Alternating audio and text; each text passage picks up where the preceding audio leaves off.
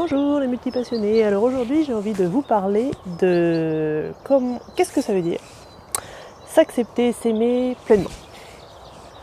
Voilà, donc si vous ne me connaissez pas, je suis Sarah du blog Multipassionné épanoui, un blog qui vous aide donc à mieux appréhender votre multipotentialité et puis en règle générale comment vous créer une vie sur mesure, que vous kifferez vraiment et donc qui permet de vous exprimer aussi pleinement tel que vous êtes. Et donc pour aujourd'hui, j'ai envie de revenir sur cette question de savoir comment s'aimer pleinement justement. Parce que moi je me suis rendu compte du coup qu'en développement personnel, déjà on parle beaucoup de confiance en soi. C'est ça qui m'a intéressé d'ailleurs au début, d'augmenter ma confiance en soi. Et puis après d'aller vers ce qui nous plaît et tout. Mais je sens maintenant de plus en plus moi dans le fond qu'en fait je fais tout ça parce que je m'accepte pas tel que je suis et que je veux être autrement. Donc y compris pour la multipotentialité, quand j'ai découvert la multipotentialité, je me suis dit génial, je suis comme ça, donc finalement je suis normale, mais je veux trouver ma voie. Donc en fait j'ai pas accepté pleinement ma multipotentialité, je l'ai pris comme une façon de me dire ok maintenant que je sais comment je suis, je vais pouvoir changer. Voilà. Et donc il y a vraiment un truc à sentir là-dedans qui est différent. Il y a vraiment un truc différent entre je veux être plus confiance en moi, enfin tout ce qu'on peut voir dans le développement personnel, et de se dire je veux m'accepter pleinement, qui est très différent parce que quand je veux m'accepter pleinement, je fais pas la même chose. Déjà je m'arrête pour regarder qui je suis et je vais pas tout de suite passer à l'action pour me dire ouais il faut que je m'entraîne à parler à plus de personnes, il faut que je m'entraîne à faire des posts sur les réseaux sociaux, il faut que je m'entraîne à plus m'exprimer, enfin voilà. On va pas être dans la démarche d'aller nous changer. Enfin, je sais pas si vous le sentez, c'est un truc subtil, mais voilà. Enfin, moi je sens que toutes ces années, jusque-là, si je faisais du développement personnel, c'est quand même parce que je ne m'apprécie pas tel que je suis et j'ai envie de changer. Et donc j'utilise toutes les techniques du développement personnel pour me changer. Mais c'est pas ça en fait, s'accepter pleinement. S'accepter pleinement, c'est vraiment prendre un moment pour se dire, pour regarder la vérité en face, la réalité en face, et dire voilà, je suis qui et pourquoi est-ce que ça serait pas bien ? Pourquoi est-ce que tel que je suis pas bien ? Alors forcément, après on peut s'entraîner pour développer la confiance en soi, etc. Mais déjà regardez, moi ça part quand même, quand je le fais, ça part quand même d'un constat de base que je suis pas bien comme je suis et j'ai envie de changer. Ça part pas du constat de base, je suis génial tel que je suis et je vais améliorer tous les points qui sont géniaux chez moi et que je connais, voilà, et que je sais qu'ils sont géniaux et que ça marche super bien et je vais les améliorer pour les amener au top niveau et me dire ouais, c'est voilà, pour devenir la meilleure dans les points où je suis déjà bonne. Non, moi je veux être bonne dans les points où je suis nulle et où je serai peut-être jamais bonne. Voilà, est-ce que vous sentez la différence ? Je sais pas si j'explique bien, mais voilà, est-ce que vous sentez la différence de vraiment de partir de soi et donc de s'améliorer par rapport à soi ? Et donc on a plus de chances de créer sa vie de rêve en partant de soi, que d'essayer absolument de chercher par rapport au machin, ah cette vie-là de cette personne a l'air géniale, moi je veux ça aussi, alors qu'en fait ça ne correspond pas du tout. Voilà. Moi j'ai observé ça aussi, donc je voulais en parler vite fait, parce que j'ai fait beaucoup de trucs de connaissance de soi, donc par exemple la méta de Flora Douville, je mettrai les liens dans la description de la vidéo, qui apporte pareil comme la multipotentialité, des trucs super, on se dit ouais super je fonctionne comme ça, je comprends tout, c'est génial, mais en fait donc passer ça, je dis ok je fonctionne comme ça, mais quand même je sais par exemple que mes actions sont plutôt tournées vers le retour à l'essentiel, le minimalisme, etc. C'est naturellement ce qui m'intéresse dans la vie, mais quand même j'aimerais bien pouvoir, comme d'autres types de personnes, m'occuper des autres, prendre soin des autres, etc. Et puis je vais essayer de développer ça. Voilà. Donc c'est vraiment un exemple comme quoi j'ai à la fois fait de la connaissance de moi, donc j'ai appris à me connaître, mais je l'ai utilisé plutôt pour me dire mais quand même je veux autre chose. J'ai vécu ça aussi dans le chant. Je suis arrivée à mon prof de chant en me disant je veux une super voix style Anastasia ou d'autres chanteuses comme ça qui envoient vachement là, style Florent Pagny, enfin qui ont une voix super forte et machin. Et quand ma prof de chant m'a appris que j'avais une voix légère, plutôt soprano, un peu lyrique, je me suis dit ouais, non. Enfin voilà, j'ai eu tout un travail d'acceptation de ce truc-là, alors que voilà, je peux pas travailler pour avoir une voix comme comme Anastasia, par exemple. J'aurais jamais la voix d'Anastasia, c'est pas ma voix.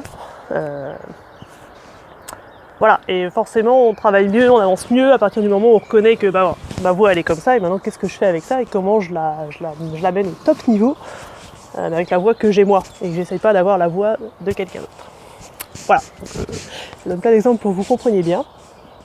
Et donc qu'est-ce qu'on fait une fois avec ça Donc moi je trouve déjà que l'important c'est de décider que le plus important justement, c'est pas d'essayer d'avoir la confiance en soi ou développer des projets, lancer un truc, enfin je sais pas quoi, mais que vraiment le plus important c'est d'apprendre à me connaître et à m'accepter tel que je suis. Donc déjà apprendre à me connaître. Et donc ça passe pour moi par se garder des temps.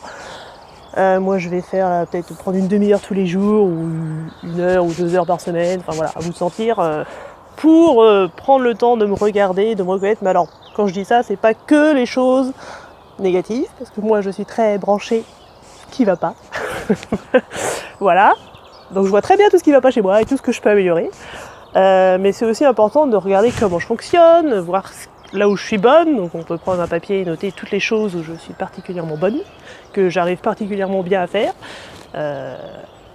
C'est là qu'on va trouver nos talents. Puis reconnaître qu'on fait des trucs bien, c'est bien aussi. Même si ça nous paraît con, nous... voilà. Voilà, prendre du temps pour se recentrer sur soi, sur son corps et se demander qu'est-ce que je veux.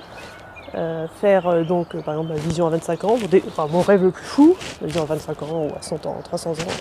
Voilà, dans quel monde j'aimerais vivre, idéalement, voilà, un truc qui vient pas de ma tête, hein, mais vraiment de mes tripes, un truc vraiment j'ai envie d'aller par là, c'est ça qui me fait rêver et accepter. Donc au début ça vient pas, voilà, moi j'ai plein de jugements qui arrivent en me disant ouais mais ça c'est nul, hein. Et puis au fur et à mesure, en s'entraînant, en prenant bien à temps tous les jours ou au moins toutes les semaines, ça commence à venir. On peut aussi mettre une feuille dans notre salon par exemple et puis noter mon ambition, ma vision à 25 ans. Mon rêve le plus fou c'est ça, mettre des images, des mots. Ce qu'on peut faire aussi c'est tous les gens qu'on suit par exemple sur internet ou sur YouTube et qui m'inspirent, on peut prendre le temps. Donc ok, je sens que ça m'inspire, on peut prendre le temps, après c'est intéressant, de prendre le temps de se dire pourquoi ces gens-là m'inspirent, qu'est-ce qui m'inspire chez eux, et pas de se dire que je veux leur vie particulièrement, mais qu'est-ce qui m'inspire chez eux. C'est ça que j'ai fait moi récemment, donc j'ai découvert une youtubeuse, je peux vous mettre le lien, que je trouve super, Yona Yinton. Et puis j'en ai une autre que j'ai découvert en fait grâce à Cat Flowers, enfin bon j'en ai 2 comme ça. Il y a un truc que j'adore dans leurs vidéos, donc ça est tout en blanc, il y a des...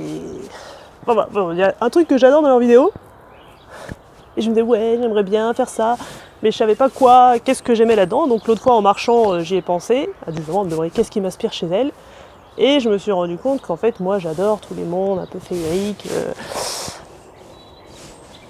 voilà, et que idéalement si j'aurais le rêve le plus fou ça serait de créer une... Enfin, je pense pas que ce soit ça exactement, mais ça va vers ça en tout cas, ça serait de créer carrément un autre monde et justement de pouvoir vivre cette sorte de féerie qu'on peut voir dans le Seigneur des Anneaux, tous les trucs elfiques là, voilà, où tous les mondes un peu fantastiques, magiques comme ça, féeriques. Et je me suis dit, ok, ça c'est un truc qui me plaît, alors je sais pas exactement comment ça va monter et tout, mais voilà, je peux accepter. Jusque là je n'acceptais pas parce que pour moi c'est l'imagination, ça vaut rien, enfin bref, plein de blablabla qui bug. Et puis je me suis dit, ok, j'ai envie de faire ça, pourquoi ça serait pas possible, voilà, et donc ce matin je m'étais dit que je faisais une vidéo aujourd'hui, j'ai vu la prune, je me suis dit super, ça fait une belle ambiance, bon il y en a plus maintenant, mais ça fait une belle ambiance, je vais tourner ma vidéo là, même si vous ne voyez pas trop, ça fait une ambiance comme j'aime bien, voilà, parce que j'ai écouté ça et donc je teste, voir si vraiment ça me plaît, j'essaye d'autres vêtements, enfin c'est des vêtements que j'ai déjà, hein, mais voilà, et je teste pour voir ce que ça donne, et puis au fur et à mesure comme ça, je ressens, vers où je veux aller, etc. Mais ça, je le fais parce que j'ai accepté de m'écouter, de revenir à moi, à mon corps, et de me dire qu'est-ce que j'ai vraiment envie. Et j'ai accepté de regarder que, oui, moi, les mondes féeriques, les livres, je lis quasiment que des livres fantastiques. Je déteste les livres de développement personnel, les documentaires, tout ça. Moi, je lis que des romans fantastiques. Donc voilà. Et pourquoi pas ? Je suis pas mieux ou moins bien qu'une personne qui lit que des livres de développement personnel. J'ai tendance à me dire c'est pas bien, il faudrait que tu lises comme tout le monde des livres de développement personnel. Bah oui, mais moi j'aime pas ça. Voilà, donc je suis pas moins bien que ces gens-là. Voilà, chacun a ses trucs différents. Donc c'est vraiment important, je trouve, de revenir à soi et de s'accepter comme on est. Je trouve que c'est vraiment une première étape super importante parce qu'on ne peut pas créer une vie, créer notre vie sur mesure et tout si on ne sait pas qui on est et ce qu'on aime vraiment. Et c'est pas à l'extérieur qu'on va le trouver, c'est vraiment en revenant à soi et en regardant vraiment qui on est, en acceptant vraiment qui on est, c'est-à-dire ok, je fonctionne comme ça, ok, moi mes points forts ils sont là et ils sont pas là, voilà. Et il y a des gens, leurs points forts, ils sont là-bas, et autant que j'utilise, je peux rencontrer ces gens-là et les utiliser pour faire ça, voilà. Mais dans tous les cas, il vaut mieux partir de moi, de ce que je sais faire naturellement et tout, et l'amener au top niveau, m'entraîner pour faire au top dans ces niveaux-là, que de prendre un niveau où je suis de base nul à chier, limite j'y arriverai jamais, et essayer de le monter, alors que c'est pas moi, quoi. Donc c'est le message de cette vidéo qui est encore un peu longue. Regardez-vous vraiment comme vous êtes dans la réalité. C'est pas facile, mais c'est là vraiment que se trouve le kiff de notre vie, quoi. Enfin, voilà. Donc, je vous remets la liste des petits exercices à faire, si vous voulez, dans l'article sous la description. Voilà. Mais dans tous les cas, il faut prendre du temps pour ça, pour s'écouter, pour s'observer. Il n'y a pas de secret. Et le regarder, voilà. Le regarder vraiment et de se dire, ok, je fonctionne comme ça. Après, sans jugement, sans rien, même pas dire j'adore ça et tout, mais sans jugement, je dis ok, je fonctionne comme ça, ok, je suis bonne là-dedans, et puis voir à quoi ça nous amène après. Et puis je vous mets aussi dans l'article du coup la liste des questions qu'on peut se poser dans ces temps avec soi pour apprendre à se connaître vraiment tel que l'on est. Voilà, j'espère que cette vidéo vous a plu, que le message vous plaît. Pour moi, c'est vraiment super important parce que voilà, je trouve que courir après la confiance en soi, ça sert à rien si on n'accepte pas qui on est de toute façon. Donc, disons qu'il y a encore un bon moyen de fuir qui on est, et donc de jamais trop savoir ce qu'on veut vraiment, et donc de ne pas l'obtenir. Voilà. Et si vous avez des questions ou des remarques à faire, n'hésitez pas à les laisser dans les commentaires. Je vous dis à la prochaine pour la prochaine vidéo. Salut. Bonne vie à vous.